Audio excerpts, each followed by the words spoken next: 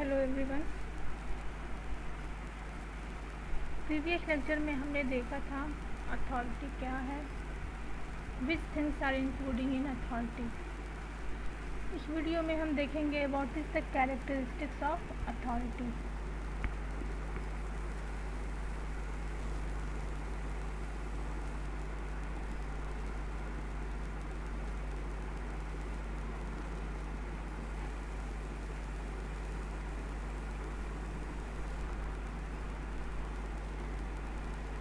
What is the characteristics of authority?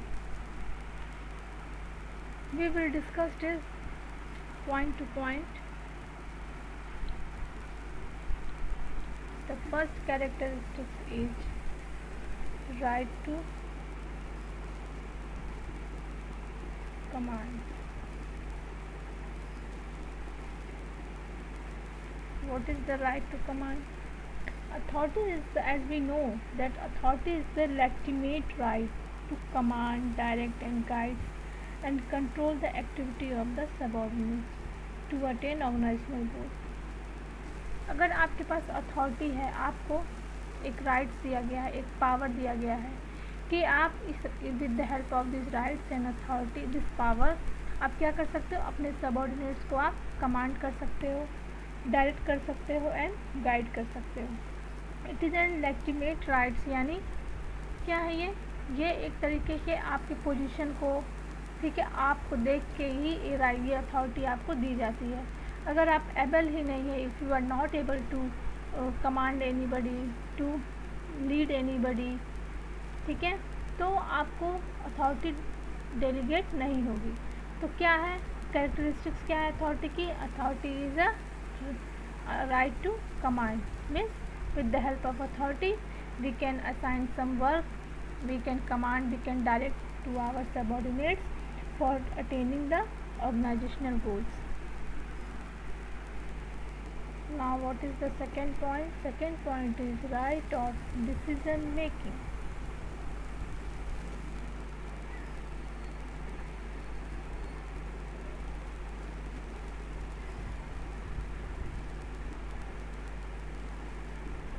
Right of decision making. किसी भी organisation में कोई भी ऑर्गेनाइजेशन विदाउट एनी रीज़न नहीं चलता है, ठीक है। अगर कोई ऑर्गेनाइजेशन है, कोई कंपनी है, कोई इंडस्ट्री है या कोई इंस्टीट्यूट्स है या एजुकेशनल इंस्टीट्यूट्स है, ऑल इंस्टीट्यूट्स, सभी इंस्टीट्यूट्स के क्या होते हैं, कोई गोल्स होते हैं, कोई ऑब्जेक्टिव्स होते हैं, ठीक है। तो राइट ऑफ डिसीजन मेकिंग, और डिसीजन मेकिंग हर एरिया में टॉप टू बॉटम, जैसे कि डिसीजन मेकिंग भी परवेसिव होता है, ठीक है। तो डिसीजन मेकिंग बेसिकली क्या होता है, ये टॉप टू बॉटम हर एरिया में, हर डिपार्टमेंट में डिसीजन मेकिंग किया जाता है। ये डिसीजन मेकिंग अगर हम किसी ऑर्गेनाइजेशन के लिए करते हैं तो इसका मतलब यही है कि हमें वो राइट्स, वो पावर, वो अथॉरिटी डेलीगेट है या दी गई है जिसके हेल्प से हम कोई भी डिसीजन ऑर्गेनाइजेशन में लेते हैं। तो हम कह सकते हैं कि authority includes the right to take decisions and get them executed by the subordinates, ठीक है।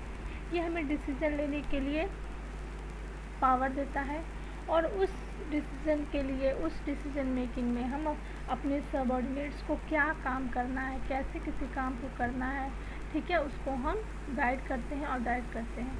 तो with the help of this decision making we are executing the subordinates to performing any kind of work which is assigned, ठीक है। And generally decisions are taken on the problems related to assigned activity, ठीक है। Decisions हम क्यों लेते हैं? It is taken on the problems. अगर कोई प्रॉब्लम है ऑर्गेनाइजेशन में, कोई प्रॉब्लम अराइज हो गई हैं, चाहे हमारे रॉ मटेरियल्स को लेके, एम्प्लॉय को लेके, या किसी भी तरह की स्ट्रेटजी फॉर्मुलेट करनी है, किसी तरह की प्लानिंग करनी है, तो उसमें डिसीजन मेकिंग हमें हेल्प करता है। और ये डिसीजन मेकिंग हम लेते हैं just because of the rights and power. Now third point is positional in nature. Authority क्या होती है, इसका नेचर होता है, it is a positional in nature, ठीक है। पोजिशनल इन नेचर का मतलब क्या हुआ? पोजिशनल मतलब पोजीशन, पोजीशन मतलब आप कहाँ पे हो, क्या जिसका आपका स्टेटस क्या है, आप किस पोस्ट से बिलोंग कर रहे हो। Are you manager, are you general manager, are you supervisor, ठीक है। What is your position in the organization? Then we can say that authority is always positional in nature. It refers to the relationship between superior and subordinates. ये positional होता है nature से, ठीक है। It is a positional in nature and it refers to the relationship between, relationship किसके बीच में होता है? Relationship between superior and subordinate, क्योंकि superior is delegating the authority to their subordinates, ठीक है।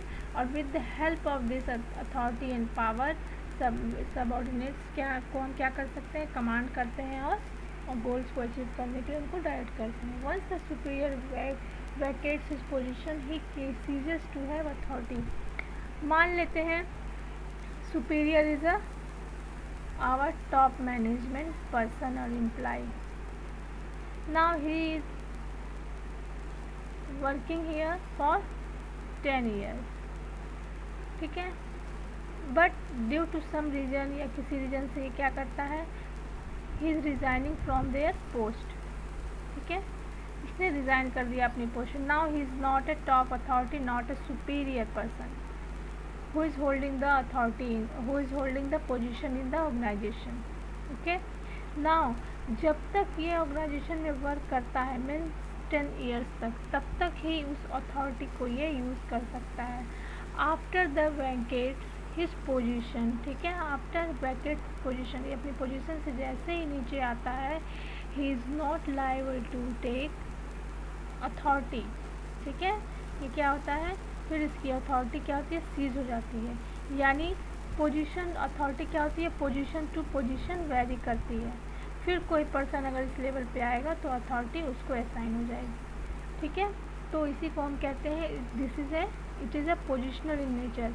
अथॉरिटी क्या होती है? पोजीशन पे डिपेंड करती है, ठीक है। आप जब तक उस पोजीशन पे हो तब तक आपको अथॉरिटी आपके लिए है. अदरवाइज अगर आप उस पोजीशन से हट जाते हो, ठीक है, तो वो अथॉरिटी तुरंत सीज हो जाती है. The fourth point is delegate downwards, ठीक है, डेलीगेट्स डाउनवर्ड.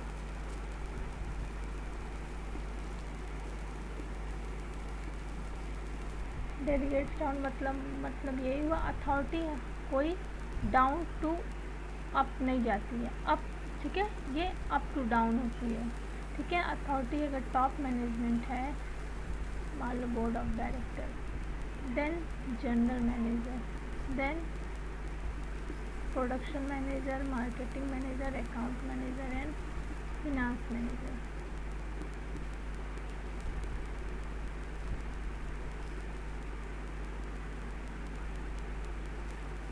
ठीक है, ये hierarchy according to the needs of the organisation, according to the nature of the organisation ये हायरार्की बनती है, ठीक है.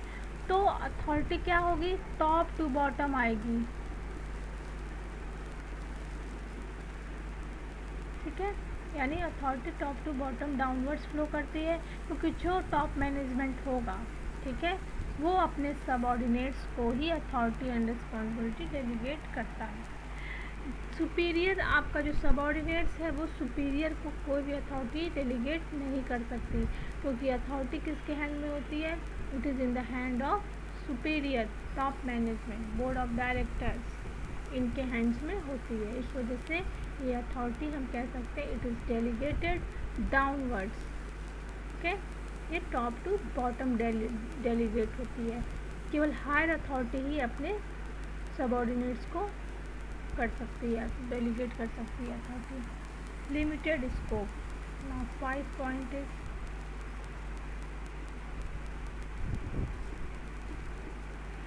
Limited scope. लिमिटेड स्कोप कैसे हुआ? As we know that the extent of authority is determined by the rules and norms of the organization. Authority किस पर depend करती है? ऑर्गेनाइजेशन के रूल्स पे, नॉर्म्स पे, ठीक है. नॉर्म्स से रूल रेगुलेशंस क्या हैं, नॉर्म्स क्या हैं, किस नॉर्म्स पे ऑर्गेनाइजेशन काम कर रहा है, ठीक है।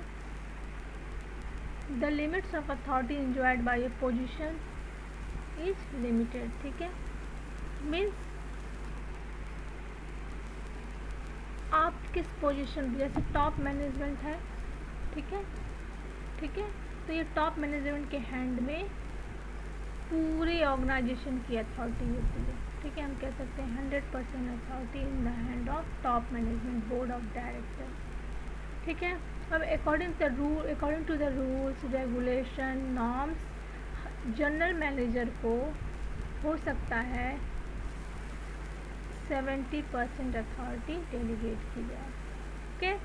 आफ्टर दैट जनरल मैनेजर क्या करेगा, प्रोडक्शन मार्केटिंग अकाउंट फिनांस को हो सकता है 10% अथॉरिटी ही डेलीगेट करे, ठीक है।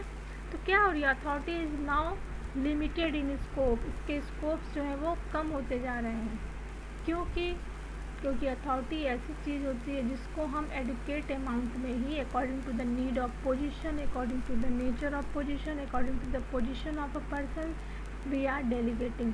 ओवरऑल अथॉरिटी डेलीगेट नहीं होती है, ठीक है।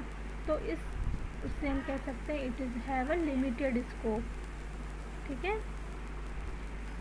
Now 6 point is longer stability.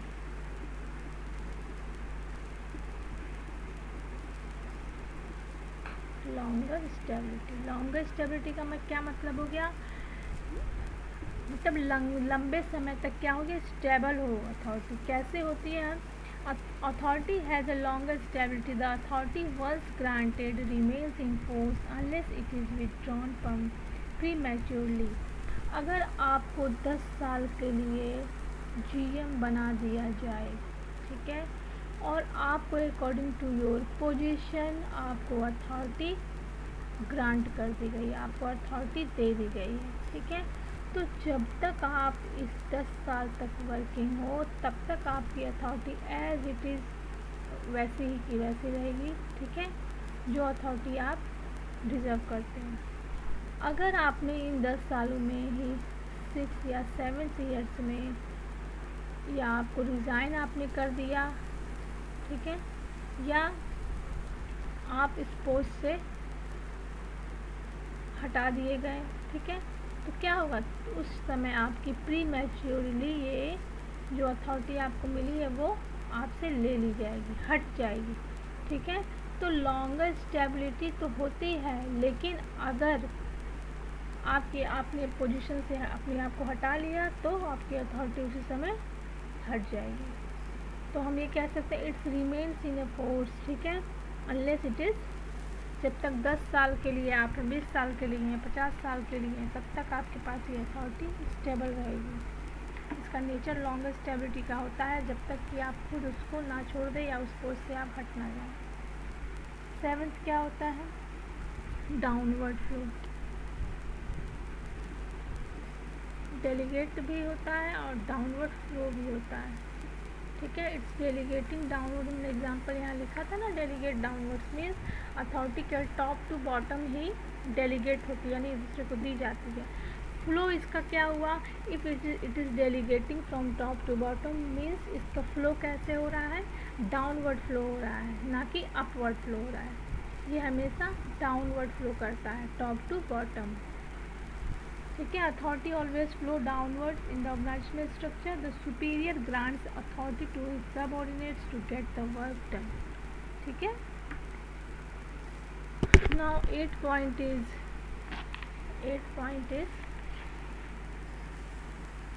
legal rights.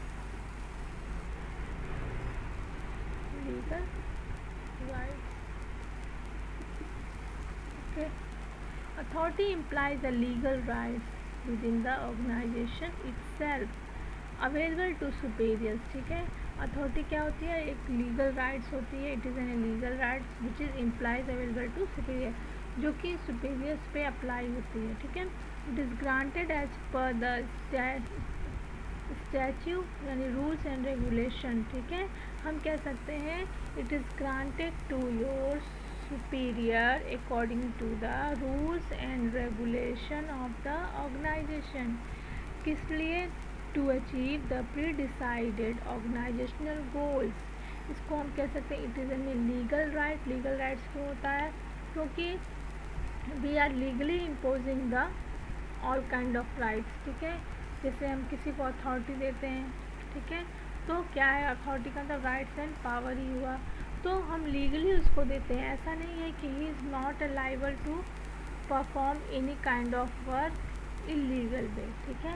वो जो अथॉरिटी उसको दी गई है ही it is an legal rights, ठीक है, जिसके थ्रू वो परफॉर्म कर रहा है, ठीक है। तो लीगल राइट्स है। अगर क्यों हम ये चीज़ें रूल रेगुलेशन के अकॉर्डिंग देते हैं?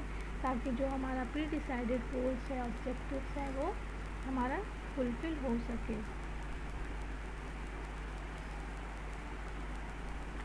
ठीक है। अब हम 9 पॉइंट कह सकते हैं। What is the 9 point? Is influence. Authority का क्या होता है? It is have influencing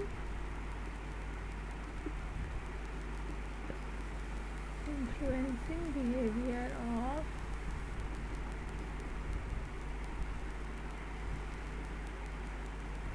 subordinates. Authority influences the behavior of subordinates in terms of doing the right things at the right time, ठीक है। अथॉरिटी अगर किसी पर्सन को दे दी गई है, ठीक है, तो उस पर्सन के नेचर को, ट्रेड को कहीं ना कहीं देखकर, उसकी एबिलिटी को, उसके स्किल्स को देखकर ही उसको अथॉरिटी डेलीगेट की जाती है, ठीक है। If he is working on the higher post means top position, ठीक है, अगर वो जीएम है या बोर्ड ऑफ डायरेक्टर का पर्सन है, तो जाहिर सी बात है उसके अंदर उतनी एबिलिटी है तभी वो इस पोस्ट पे है, ठीक है। He is holding this post because he have may be he have rights and ability. तो क्या है, अथॉरिटी क्या करती है? जो उसके सबऑर्डिनेट्स हैं, अगर उसको हम गाइड कर रहे हैं, ठीक है, action, guide and actions, and उसको कोई भी कमांड दे रहे हैं, तो वो तभी उसको फॉलो करेगा जब वो इन सब चीज़ों से इन्फ्लुएंस होगा, ठीक है। If he is influencing this things, ठीक है, तभी वो इस काम को फॉलो करेगा या करेगा, ठीक है, तभी वो राइट वर्क करेगा, ठीक है, राइट टाइम में। यानी अगर उसको 20,000 यूनिट प्रोड्यूस करने के लिए दिया गया है 20 दिन में, अब आप उसको, उस पर्सन को आप क्या कर रहे हो? कमांड कर रहे हो, ठीक है, डायरेक्ट कर रहे हो, गाइड कर रहे हो, ठीक है। तो क्या होगा इससे कि वो तभी आपकी बातों से इन्फ्लुएंस होगा जब आपकी बातें वैसे होंगी। व्हेन यू आर इन्फ्लुएंसिंग, ठीक है, जब आप अपनी बातों से, अपनी चीज़ों से, अपनी पर्सन को इन्फ्लुएंस करोगे तभी वो इस टारगेट को पूरा करने के लिए रेडी होगा और इतने कम से कम समय में उसको अच्छे से करेगा, ठीक है। यानी ये मोटिवेशनल होना चाहिए आपका, जो भी चीज़ें हैं, जो भी चीज़ें आप उसको एक्शन गाइड कर रहे हो। इन्फ्लुएंसिंग बिहेवियर ऑफ सबऑर्डिनेट्स, ठीक है। तो हम कह सकते हैं authority influences the behaviour of subordinates in terms of doing the right things at the right time. It is the commanding force that compels the subordinates to do the right things to attain organizational goals, ठीक है। तो influencing behaviour होता है subordinates पे, जिस influence के वजह से सबऑर्डिनेट्स क्या करता है, जो भी वर्क उसको दिया गया उसको बहुत ही ईमानदारी से, बहुत अच्छे तरीके से परफॉर्म करता है, ठीक है। तो हम कह सकते हैं कि authority can influence the behaviour of subordinates and with the help of this influencing behaviour the person doing the right things at the right time, ठीक है, and these things will help to attain the organizational goals, ठीक है। all the goals which is predetermined by the organization, it can be achieved only with the help of given authority, ठीक है। अब इसको हम लोग एक बार ऐसे देख लेते हैं। अथॉरिटी का मतलब होता है rights and power, which is with the help of these rights and power we are commanding and guide the subordinates for attainment of the some organizational goals. इसकी कुछ कैरेक्टरिस्टिक्स होते हैं। कैरेक्टरिस्टिक्स यानी उसका नेचर, कैरेक्टरिस्टिक्स क्या होता है authority का। तो first point is that right to command, and second point is right to decision making, third point is positional in nature, fourth point is delegation downward, यानी delegates downward. Fifth point is limited scope. Six is longer stability. Seven is downward flow. Eight is legal rights. 9 is influencing behavior of subordinates. It is have influencing in nature. ये कुछ characteristics थे जो authority को represent करते हैं, ठीक है, authority को बताते हैं। हम लोगों ने इसके प्रीवियस लेक्चर में अथॉरिटी क्या होती है, उसके डिफिनेशंस क्या क्या हैं, which things are including in the authorities, ये सारे पॉइंट्स हम डिस्कस कर लिए थे, ठीक है। एंड कैरेक्टरिस्टिक्स के कुछ पॉइंट्स भी हमने नोट कर लिए थे, ठीक है। तो इसको हमने पॉइंट टू पॉइंट देख लिया है, that what is the authority. Now अपने नेक्स्ट वीडियो में हम कुछ थ्योरीज़ के बारे में डिस्कस करेंगे, that what is the theories regarding source of authority, what is the theories regarding sources of authority, ठीक है। तो इसमें कुछ थ्योरीज दी गई हैं अथॉरिटी की, with the help of this theory authority delegate होती है, ठीक है। तो इसमें से फर्स्ट होता है फॉर्मल अथॉरिटी, सेकंड होता है acceptance authority theory, and third होता है कॉम्पिटेंस अथॉरिटी थ्योरी, ठीक है। तो हम इन थ्योरीज को देखेंगे अपने नेक्स्ट वीडियो में। आई होप आप लोग को कैरेक्टरिस्टिक समझ में आई होगी अथॉरिटी की क्या है। बहुत ही इजी टॉपिक है, ऐसा बहुत कोई टफ टॉपिक नहीं है। अगर आप इसको ध्यान से समझ के करोगे तो आराम से इसको आप समझ सकते हो।